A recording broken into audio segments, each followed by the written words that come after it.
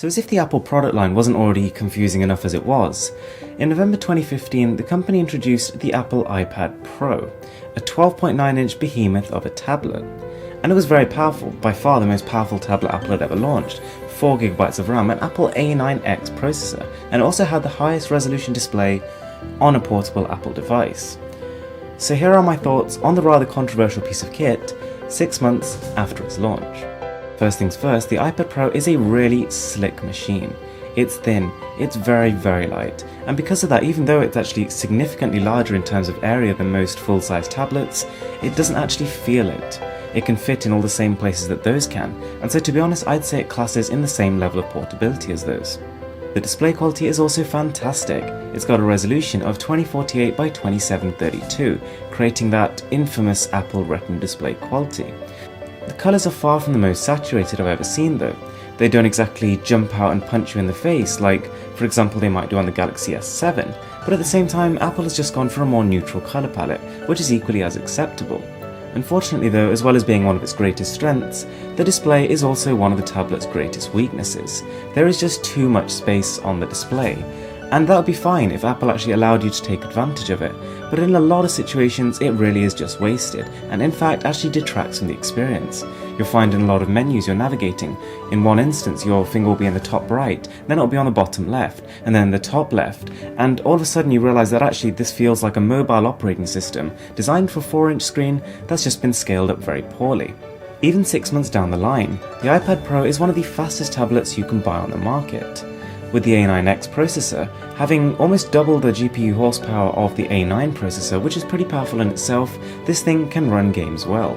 You won't expect to struggle on even the most demanding titles on the App Store. But unfortunately, you just won't be able to play all of them.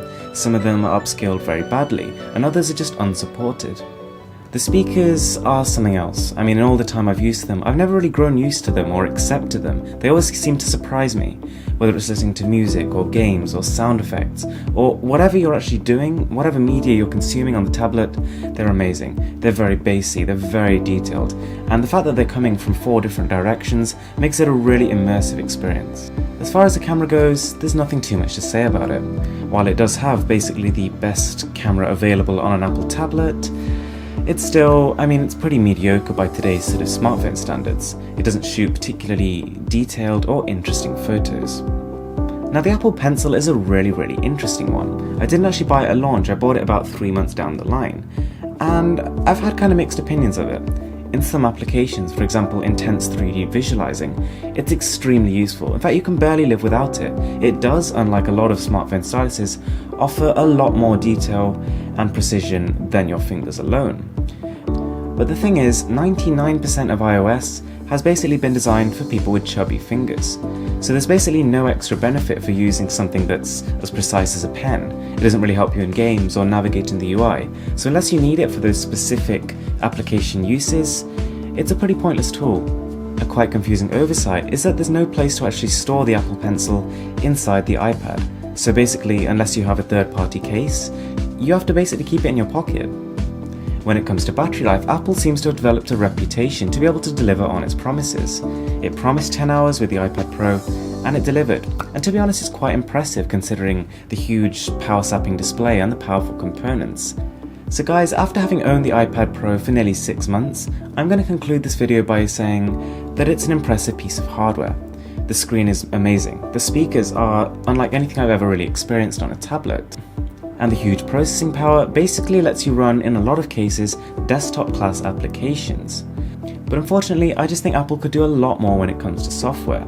Not only is the selection of apps that support the display properly pretty limited, but it just feels when you're using the whole operating system that it's not really designed for a display that large, and it's all just kind of stretched a little bit.